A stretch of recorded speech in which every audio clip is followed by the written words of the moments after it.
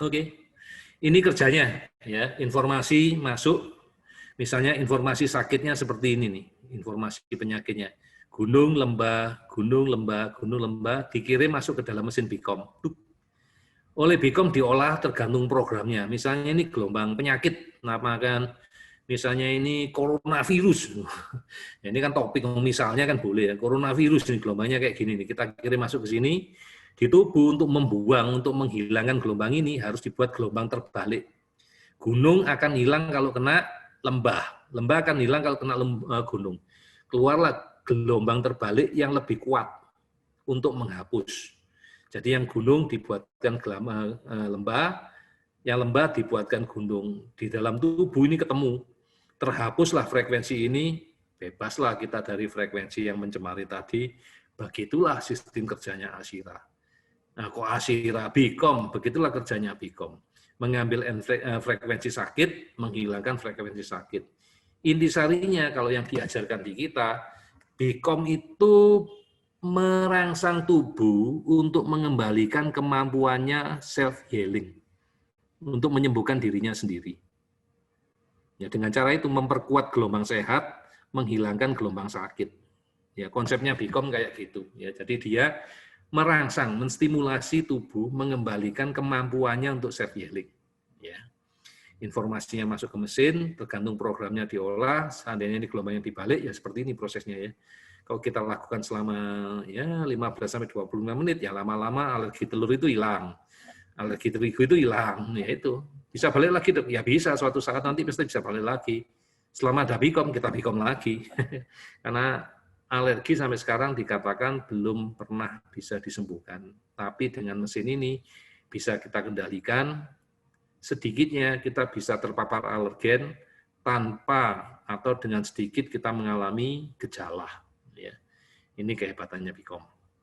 Kalau teman-teman lihat ya, di postingan Facebook saya yang selamat pagi gitu ya, saya cantumkan studinya Bicom untuk menangani alergi pada 1.600 sekian orang ya. Efektivitasnya tinggi ya, di atas 85% ya. Nah, itulah yang menyebabkan kenapa terapi kita cepat ya di anak-anak kita. Ya. Kita pakai teknologinya, kita gabung semua yang bagus-bagus sesuai dengan ilmunya ya. Kita pakai ya enggak bohong ya, hasilnya enggak bohong. Anak kita progres dalam hitungan hari ya. Nah ini ya mesin yang kita bawa ini model traveler gini ya.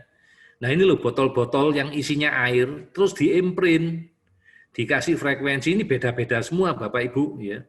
Ada yang isinya ya macam-macam lah. Ya kalau kita ngomong ada yang telur, ada apa, kemudian dicocokkan. Kalau Bapak Ibu yang pernah terapi Bicom dicocokkan sama anak kita. Ini misalnya terapis kita dicocokin, mana ini frekuensi yang cocok, ya mana yang enggak untuk menghapus ya. Yang enggak ada mungkin sekarang boneka ya, karena enggak disiapin sama kita ya, gara-gara COVID. Dulu disiapin, sekarang enggak. Ya begitulah prosesnya ya Bapak Ibu ya. Ini mesin yang traveler yang sekarang lebih banyak kita pakai. Ya.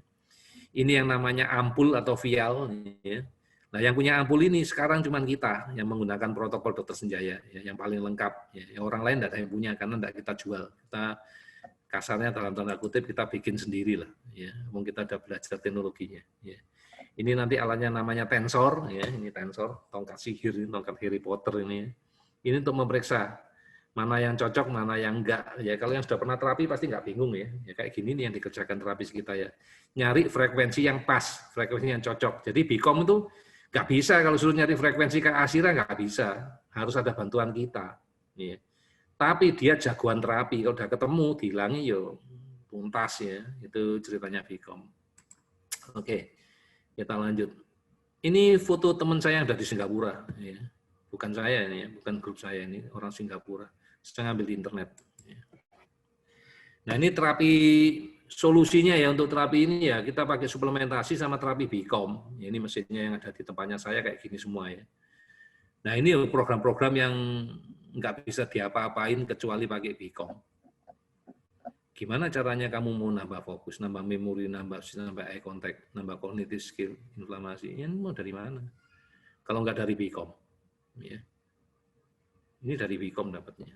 Ya. Banyak yang lainnya lagi, tapi ini khusus tak tunjukkan yang dari untuk otak lah ya, karena ya mainan kita di otak sekarang. Oke, kita lanjut ya. hampir selesai kok ini. Nah ini terapinya tak tutup ya matanya ya. Ini kalau di itu nggak ditutup. Halo Fadli, ini maminya ada nih hari ini datang ya. Ini Amalia, ini Dwi, ini si Harumi, ini si siapa namanya kok lupa ya. Nah ini ya. Ini kalau disapa langsung ya ini orang Surabaya ya. Ini kita lakukan terapi buka blok. Ini blok frontal, berarti anaknya masih emotion. Nih, frontalnya masalah, tadi yang tidak bisa judgement, ya tidak bisa ngambil keputusan. Ya ini bukunya ya, Brain Allergen menunjukkan bahwa harus dikasih apa? Terapian itu dikasih nutrisi untuk otak. Itu ada 3, asa, biostat, sama D3. Kemudian dilakukan magnetic connection. Nah, magnetic connection-nya pakai apa? Pakai BICOM. Oke, ya tak tunjukkan di sini. Ini bukunya ada. Kalau mau beli kopinya di Mata Hati ya, aku dikasih dari Mata Hati. Bagus banget bukunya ya. Bagus banget. Bahasa Inggris ya, jangan ngomel nanti. Ini bahasa Inggris.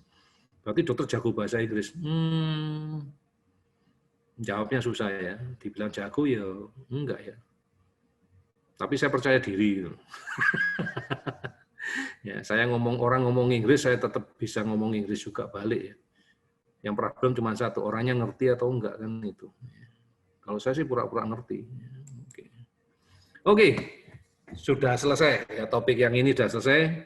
Apakah ada pertanyaan? Wah, saya cek lagi nih topik BICOM ya, cuma 3 nih, untung nih nggak banyak nih. Oke, tak cek lagi.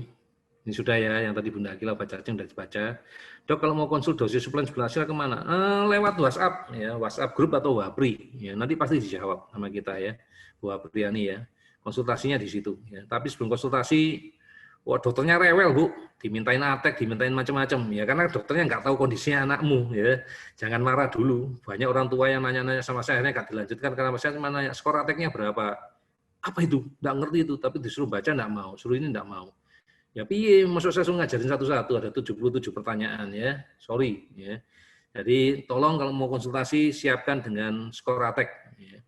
Kalau nggak ngerti atek, gabunglah di Telegram, gabunglah di Facebook group. Kalau di Telegram tuh lebih enak ya. Tinggal teriak, ajari saya atek. Nanti banyak ibu-ibu, banyak teman-teman kita yang lain pasti membantu. Ya. Banyak yang bantu. Dokter anak Isat minum obat cacing bulan September. 4 bulan ya, obat cacingnya 4 bulan. Dosisnya dosis dewasa ya Bu ya. Dok, bukunya nggak ada yang udah ditranslate, nggak ada, bukunya aja itu bajakan ya. Mata Hati beli sudah tahun-tahun kapan, terus itu difotokopikan sama Mata Hati. Jadi itu jangan ngomong nanti dijual isu Matahari jualan buku palsu, jangan ya. Ini kan memang nggak ada yang jual Bapak Ibu. Kalau beli harus di Amazon ya. Ya selain mahal jauh, mau kita udah dibantu kok kita mempersulit ya, janganlah ya. Jadi nggak ada yang ditranslate. Atau Bu Eva mau translate. Ya, Bu Eva atau Pak Panuju. Aku masih dijanjin Pak Panuju ya, baru dikasih bab 1. Agak berani lagi nanti diomelin lagi ya. Ibu Ike, Sinbio malam diminum sama Nutrakel sebelum makan malam boleh Dok? Boleh, ya boleh, tidak ada masalah. Dok, BICOM jarak jauh itu seperti apa? Aduh Bu, aku jawabnya susah ya. Nantilah ya, Ibu baca-baca di grup, Ibu boleh nanya langsung ke grup, atau Ibu boleh baca atau Ibu nanya di postingan aja boleh deh, biar orang tua lain yang jawab ya. Saya jawabnya susah dan waktunya sudah habis, sudah jam 5 lebih. Ya. Bu Vina lagi, Dok, anak saya ada epilepsi, apa bisa ikut? Bisa ya. Salah satunya terapi kita yang menghilangkan epilepsi tadi. Ya. Penuh perjuangan dan doa. Iya. Dok, minum biostat sama probiotik terus minum susu boleh kan? Kalau bisa dikasih jarak ya, jangan langsung ya. Kasih jarak minimal 30 menit lah ya. Kalau enggak kan tetap aja kecampur ya, belum keserap ya, sayang. Nah, Bu Eva udah mau menerjemahkan. Yes, ya, sip. Ya, terima kasih Bu Eva.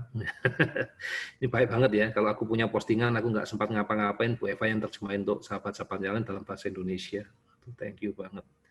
Enaknya gitu loh. Lagi-lagi aku bersyukur ya, kalau kita baik, kita menebar kebaikan, pasti kita akan juga mendapat kebaikan. Ya. Maka jangan takut Bapak Ibu untuk selalu bersyukur, untuk selalu membantu orang lain. Nggak usah dipikirin mau dapat pahala apa, nggak usah dipikirin. Tuhan tahu kok. Ya. Oke, aku nggak bisa ngomong ya. Biasa habis minum obat terus minta susu. Tapi tetap doa lah. Ya. Dalam artian kadang-kadang secara ilmu nggak bisa, kenyataannya ya bisa.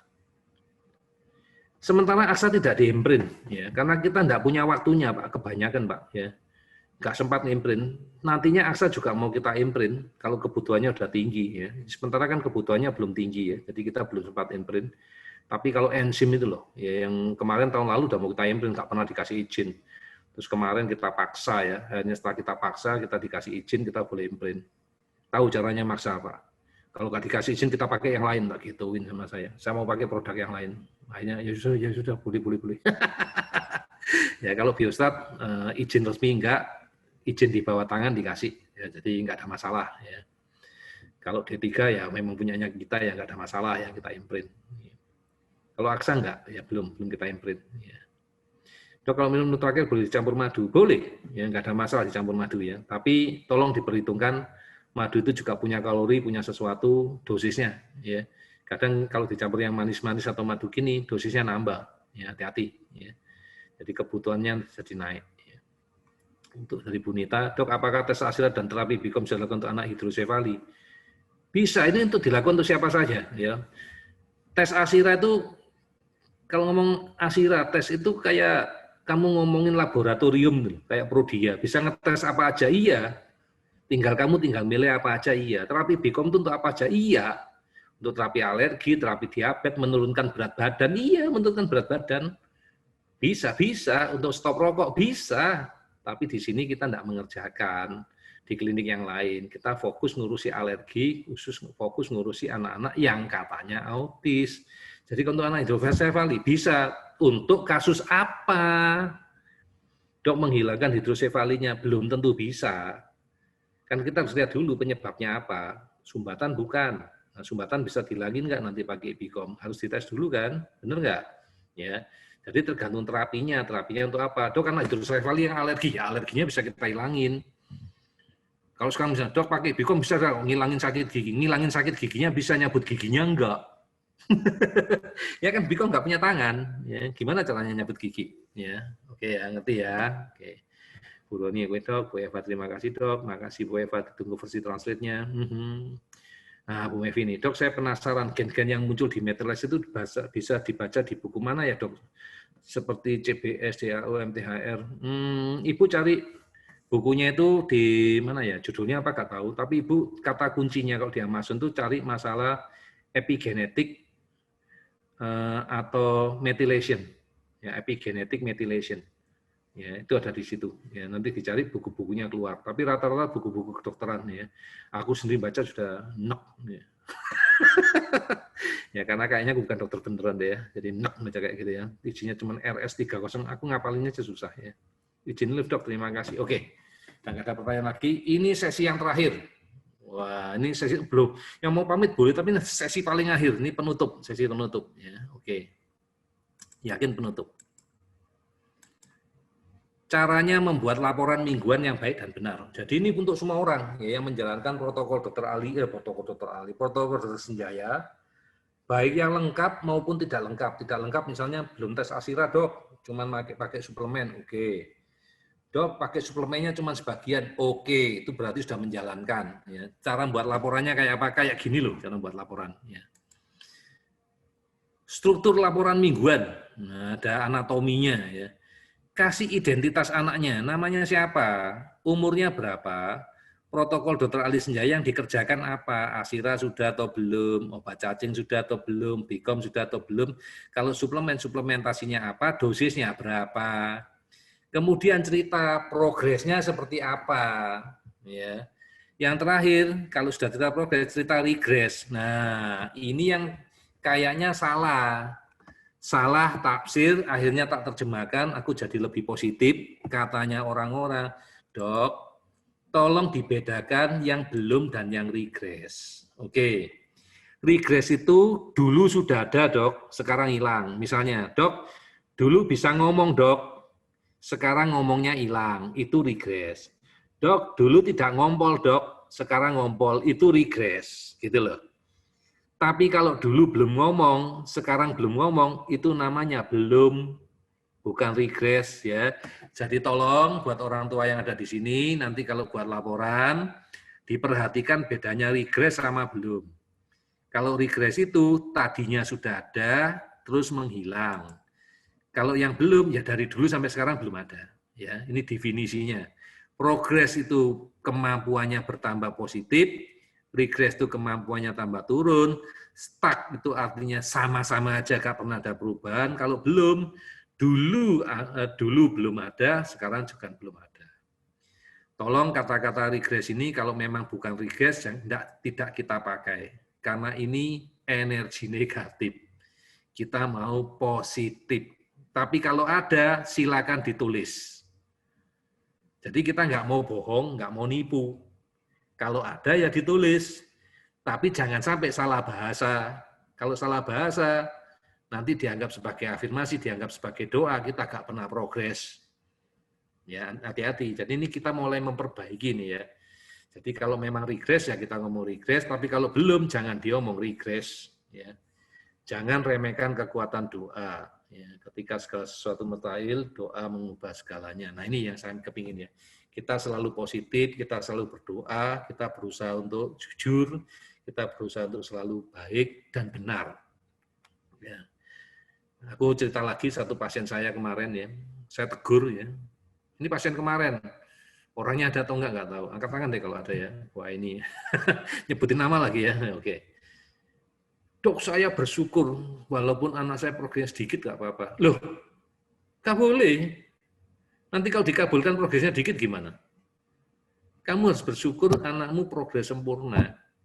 Kalau nggak percaya nanti Bapak Ibu baca di testimoninya Bu Atriani tentang Safik. Yang dia punya keyakinan, entah kenapa saya yakin kalau Safik suplementasi ini progresnya lebih nendang. Yang didapat cuma progresnya aja. Kenapa nggak ngomong sembuh?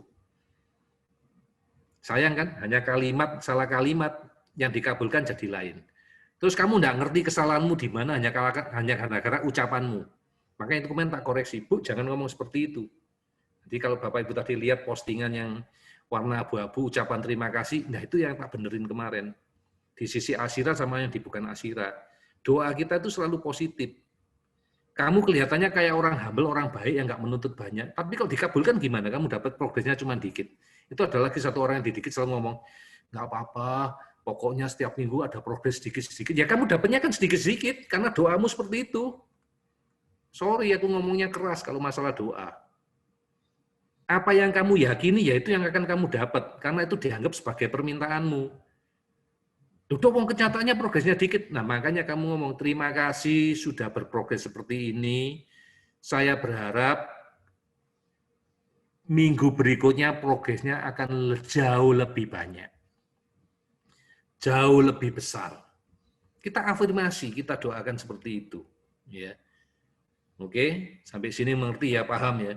Jadi sekarang ini mau kita rubah, semua yang berbau negatif, apapun yang jelek dari grup kita akan kita buang. Maka saya mengajarkan ke Bapak Ibu, sering-seringlah posting, berbagilah hal-hal baik, biar Bapak Ibu dapat hal yang positif.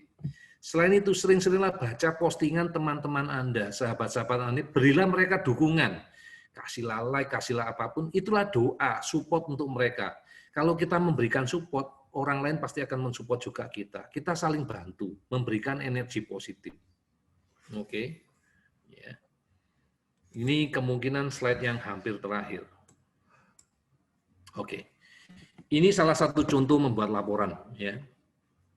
Ini ada namanya, tak tutup, usianya sekian, suplementasinya apa, ya kurang lebih ginilah.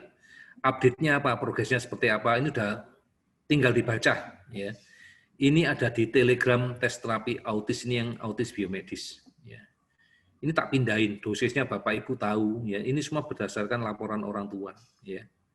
Ini ada semua. Jadi inilah salah satu struktur laporan yang saya suka. Ya, ada identitasnya, ada suplementasinya, ada update-nya. Jangan cuma dikasih negatifnya tok, karena kita jadi mikir, loh, berarti terapi yang minggu lalu itu salah semua dong, nggak ada progresnya. Kasihlah yang berimbang agar kita bisa berpikir. Kenapa? Karena ya saya kan nggak ketemu Bapak Ibu, nggak ketemu anak Bapak Ibu. Kalau nggak dikasih data kan saya juga nggak ngerti. Ya. Tolong dikasih data yang lengkap. Oke, ini slide terakhir. Ada pertanyaan? Ya, tak lihat ada 3. Ya, oke, ini slide terakhir ya. Ternyata Ya, ini law of attraction. Benar, Bu Olivia. Saya lagi mengajarkan itu. Ya, mudah-mudahan semuanya mengerti maksud saya. Saya tidak punya maksud jelek atau mencelakakan orang lain atau hanya menguntungkan diri saya sendiri, tidak ada. Ya, saya ingin semua dari kita itu bahagia, semua dari kita itu mendapatkan manfaat. Ya, oke. Kalau tidak ada pertanyaan, Bapak Ibu, ini sudah slide terakhir. Terima kasih banyak atas perhatian dari Bapak Ibu. Ya. Kita sudah bersama, sudah belajar bersama. Jangan lupa untuk selalu menebar kebaikan, ya, hanya dengan sharing, hanya dengan cerita, hanya membagikan link. Ya. Bapak Ibu sudah menabur kebaikan. Ya. Masalah orang lain nanti tertarik atau tidak tertarik itu urusannya dengan Tuhan. Ya, yang penting kita menjalankan tugas kita. Ya. Terima kasih juga kepada tim Mata Hati, ya, Pak Ahmad, ya, terima kasih, Pak Sidik, ya, bukan Pak Ahmad, Pak Didik, terima kasih sudah bantu. Ya.